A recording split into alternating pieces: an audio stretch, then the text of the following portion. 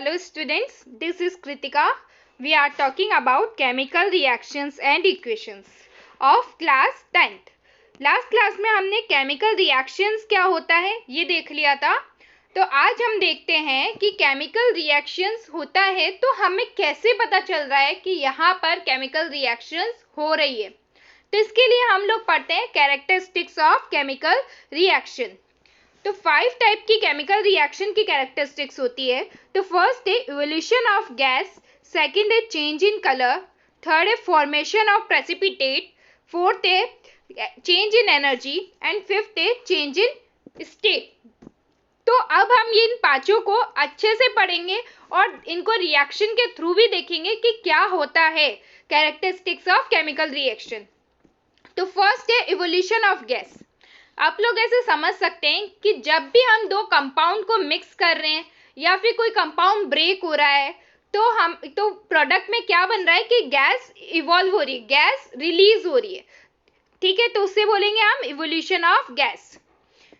Change in colour, it means जब भी दो कंपाउंड मिक्स हो रहे हैं तो उनसे कलर का चेंज हो जाए, बिल्कुल कलर ही चेंज हो गया है तो उससे पता चल जाएगा कि यहाँ पर क्या हो रही है, केमिकल रिएक्शन हो रही है. थर्ड है formation of precipitate. It means precipitate form हो रहा है. प्रेसिपिटेट का मतलब होता है कि मैं एक एग्जाम्पल के थ्रू आपको एक्सप्लेन कर रही हूँ कि हमने एक बीकर लिया है, दो सॉल्युबल सब्सटेंस को मिक्स किया है जो कि है ट्रांसपेरेंट. दो ट्रांसपेरेंट सॉल्युबल सब्सटेंस को मिक्स करने पर नीचे कुछ इनसॉल्युबल पार्ट सेटल हो जाए. क्या हो गया, एक इनसॉल्युबल पार्ट सेटल हो गया, उससे पता इस इनसॉल्युबल पार्ट को हम बोलते हैं प्रेसिपिटेट. तो क्या हो गया, फॉर्मेशन ऑफ प्रेसिपिटेट. फोर्थ है एनर्जी का चेंज होना. या तो हमें एनर्जी देनी पड़ रही है कंपाउंड को ब्रेक या बनने के लिए या फिर एनर्जी रिलीज हो रही है तो उसे बोलेंगे एनर्जी चेंज हो गई यहाँ पर. फिफ्थ है चेंज ऑफ स्टेट.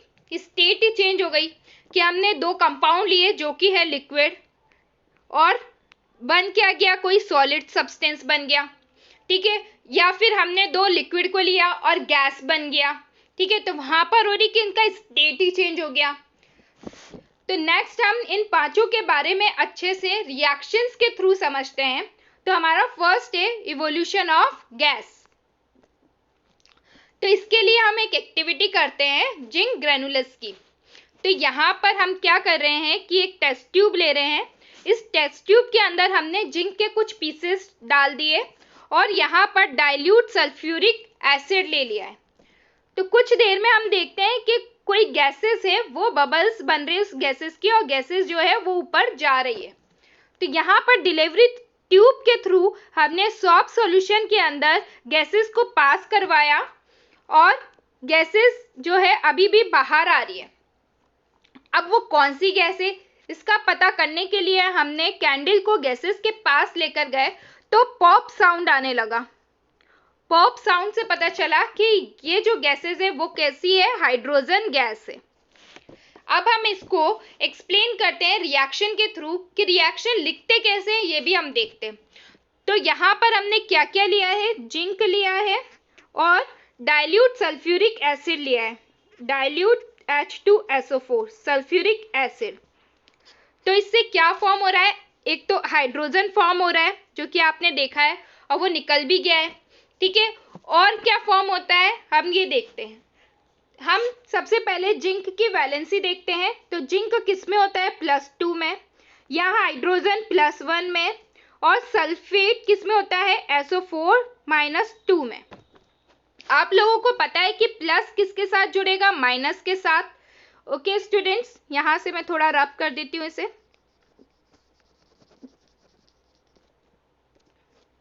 हाँ, तो प्लस माइनस के साथ जुड़ेगा तो क्या बन जाएगा, ZnSO4 जिंक सल्फेट. और हाइड्रोजन गैस क्या हो गई, यहाँ पर निकल गई है. तो इससे पता चल रहा है कि यहाँ पर केमिकल रिएक्शन हुई है. नेक्स्ट हम देख रहे हैं चेंज इन कलर.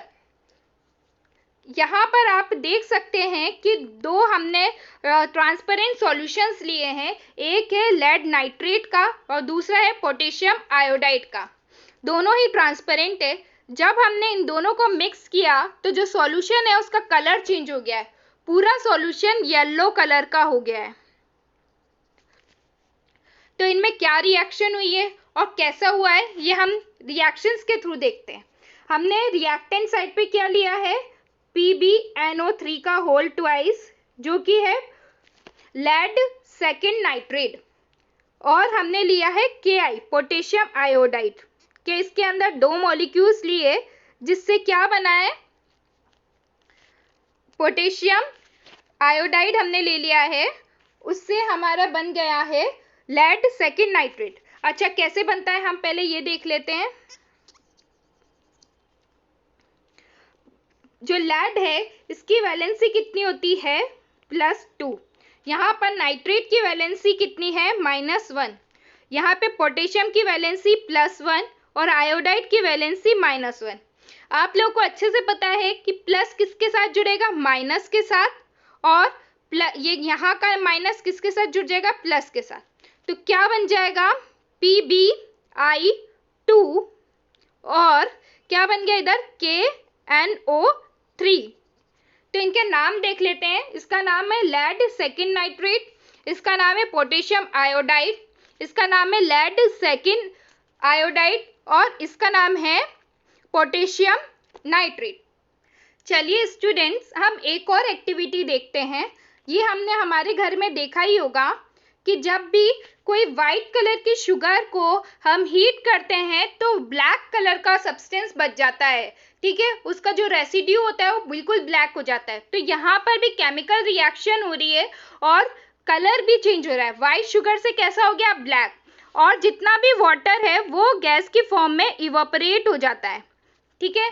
हम अब इसके रिएक्शन देख लेते हैं। तो वाइट शुगर क्या होता है, इसका केमिकल फॉर्मूला होता है C12H22O11।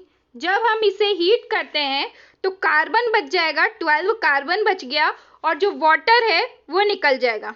11 मॉलिक्यूल्स ऑफ वाटर जो है वो रिलीज हो जाएंगे, ठीक है, वो गैस की फॉर्म में बच जाएगा।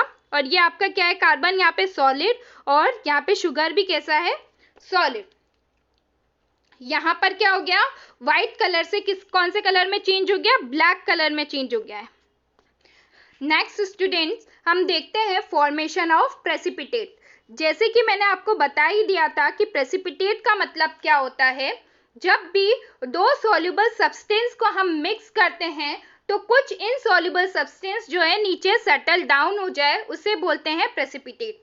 यहाँ आप देख सकते हैं कि हमने 2 सॉल्यूशन को जो कि ट्रांसपेरेंट है उसे मिक्स किया और मिक्स होने के बाद कुछ जो है वो नीचे सेटल हो गया है, ठीक है। तो ये जो इनसॉल्युबल सब्सटेंस है उसे बोल रहे हैं हम प्रेसिपिटेट। इसको हम रिएक्शन के थ्रू देख लेते हैं।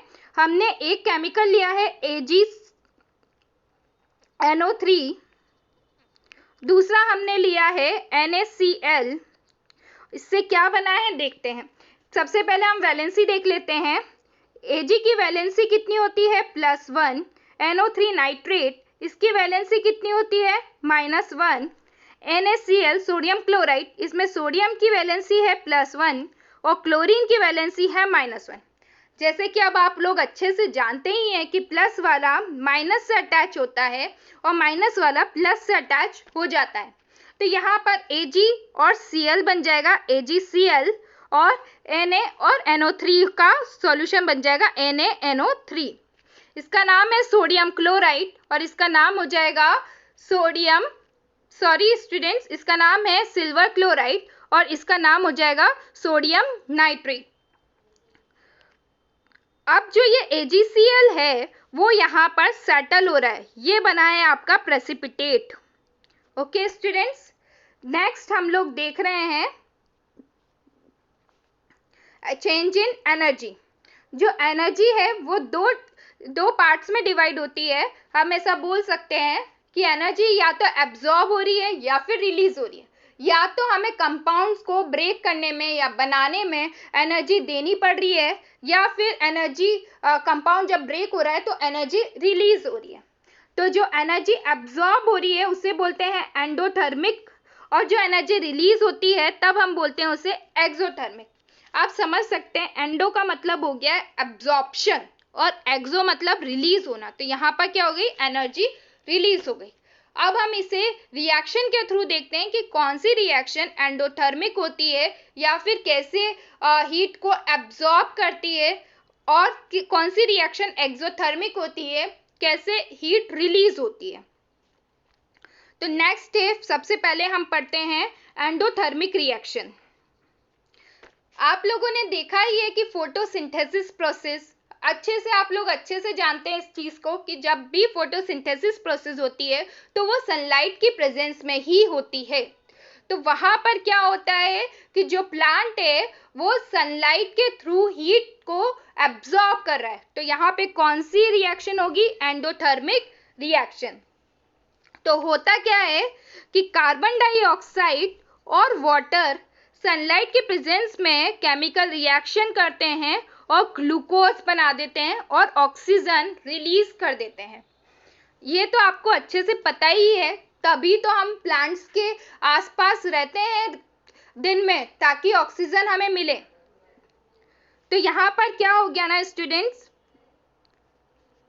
CO2 क्या हो गया, कार्बन डाइऑक्साइड, और H2O वाटर, ये दोनों सनलाइट के प्रेजेंस में वर्क कर रहे हैं या केमिकल रिएक्शन कर रहे हैं और ग्लूकोज बना रहे हैं। इसका नाम क्या है, ग्लूकोज, C6H12O6, और ऑक्सीजन रिलीज कर रहे हैं।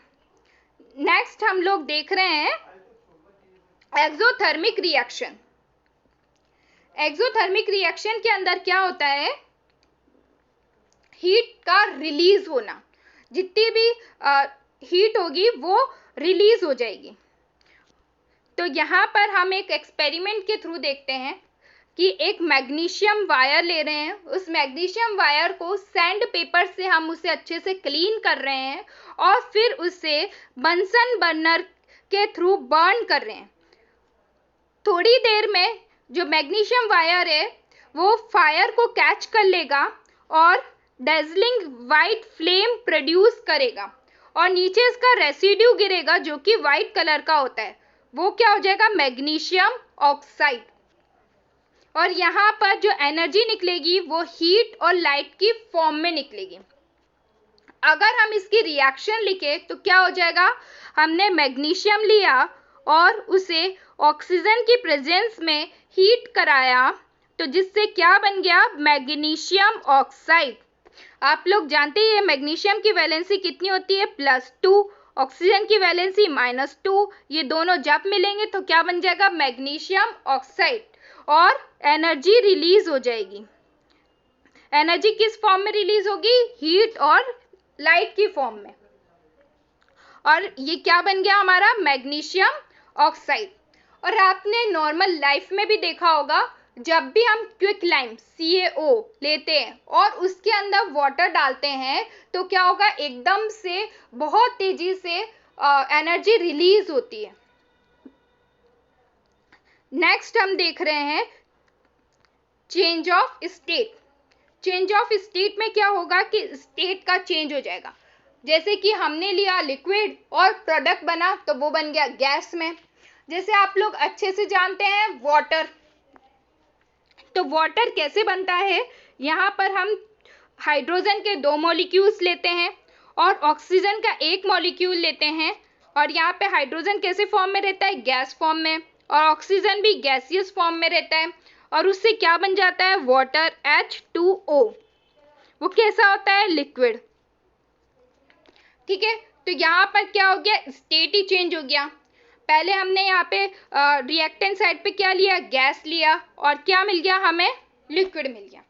और हम एक और रिएक्शन देख लेते हैं कि वैसे तो आप लोग को पता है कि वाटर को इतना इजीली ब्रेक नहीं किया जाता है, वाटर अपने एलिमेंट्स में इतनी इजीली नहीं स्प्लिट होते हैं, तो हमें वाटर को ब्रेक करने के लिए इलेक्ट्रिक करंट देना पड़ता है। तो क्या होगा, यहाँ पर वाटर लिया हमने 2H2O, यहाँ पर हमने जब इलेक्ट्रिक करंट प्रोवाइड कराया तो वाटर जो है वो उसके एलिमेंट्स में स्प्लिट हो जाएगा, तो क्या बन जाएगा, 2H2 + O2। आप लोग जानते हैं कि वाटर की स्टेट होती है लिक्विड और हाइड्रोजन की स्टेट है गैस, और यहाँ पे ऑक्सीजन भी आपको गैसियस स्टेट में ही मिलेगा। तो यहाँ पर क्या हो गया है, स्टेट चेंज हो गया है। ओके स्टूडेंट, आपको अच्छे से समझ में आ गया होगा। नेक्स्ट क्लास में हम इसके आगे देखेंगे कि केमिकल इक्वेशंस होती क्या है और कैसे इनको लिखा जाता है।